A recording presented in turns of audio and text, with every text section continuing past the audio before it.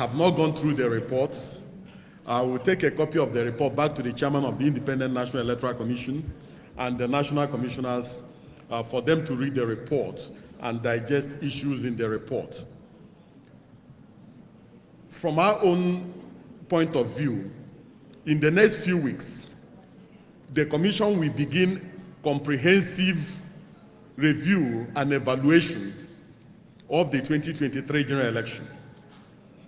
After every major election, the Commission conducts both internal and external review and evaluation of both the conduct and management of elections.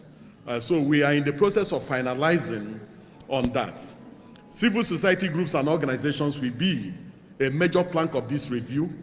Political parties will be a major plank of this review. The National Union of Road Transport Workers will be a major plank of this review. All our electoral officers will be a major plank of this review, and collation and returning officers will also be a plank of this particular review. So that review will take place in the next few weeks. We are finalizing on that particular review. Secondly, I'm slightly constrained commenting on some of the issues that have been raised, because some of the issues that have been raised here will be part of the review process that the Commission will carry out. Not only that, some of the issues that have been raised here are part of the issues before the various election petition tribunals and also part of the issues before the Presidential Election Tribunal. So I will find it very, very difficult to comment on some of the issues that have been raised. But let me say this, that one, as civil society groups and organizations, we have a responsibility to remain non-partisan no matter the interests at stake. We owe that to the Nigerian people, and we owe that to the society at large. Before the 2023 general election, individuals, groups, and political parties claimed victory for an election that had not taken place. Let me repeat that before the 2023 general elections, individuals, groups, organizations, and political parties claimed victory for an election that had not taken place. So when the elections took place, they wanted a validation of what they had already made up their minds should be. And some of us within the civil society groups and organizations lent credence to this particular perception, and that created a lot of challenges. My third issue is that we still need a lot of education on the collation and result management process within the law, within the ambit of the law. Because some of us in civil society groups and organizations who did not have a good knowledge of the election collation process and result management process also assisted in making sure that people did not have good knowledge. And because some people didn't have good knowledge of the collation and result management process, they went to town and reduced the entire conduct and management of the 2023 general election to result upload. And I believe that we cannot, under any circumstance whatsoever, and under any guise, reduce the entire election only to result management or result upload. So if there was no problem with the senatorial election, and there was no problem with the election to the House of Representatives, there was no problem with the governorship election, there was no problem with the state assembly elections, you cannot then write off the entire election as a sham. So I think that when we are sober, when we reflect much properly, we will find out that there are a lot of positives to take away from this election. Most of us have not seen people complaining about beavers having malfunction in several places. Rather, people said that the beavers performed optimally. So if beavers perform optimally, what that means is that the accreditation process was top-notch. Now, election results are announced at the polling unit level. Over 7 political parties applied for accreditation for their polling agents or party agents, and they deployed to over 170,000 polling units. So what that means is that in all the places where they deployed, they were entitled to a copy of Form EC8A, which is the polling unit level result. So before you can begin to reduce the entire election to result upload, you must also compare what you have from your party agents at the polling unit level with what has been uploaded.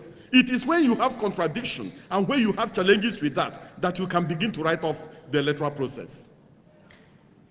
So I think that we need to soberly and rationally reflect on the 2023 general elections, and when we do, you will find out that never in the history of elections in Nigeria have sitting governors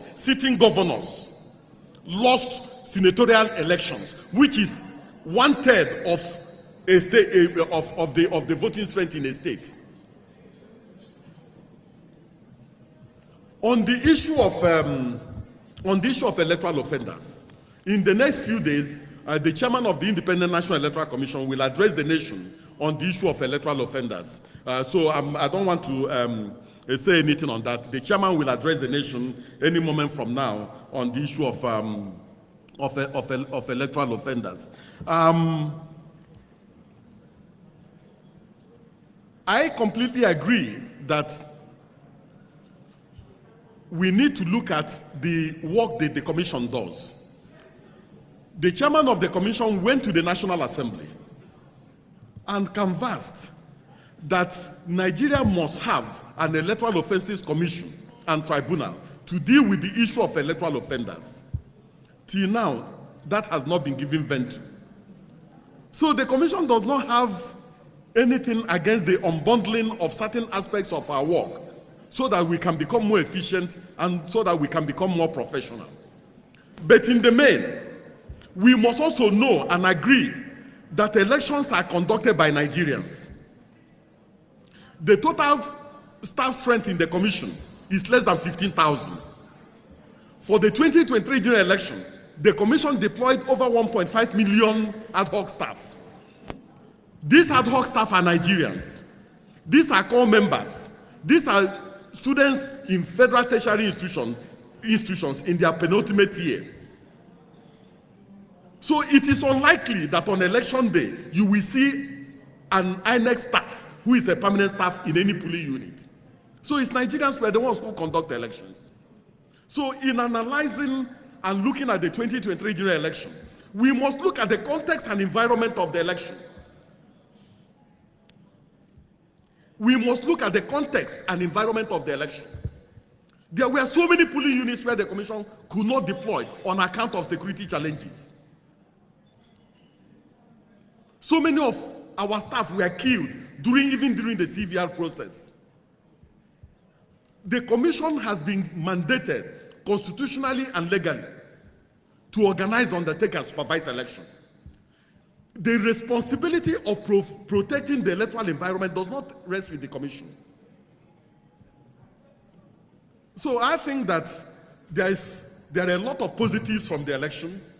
There are also challenges from the election. Based on those challenges, we are going to look at the reports from domestic and international election observers.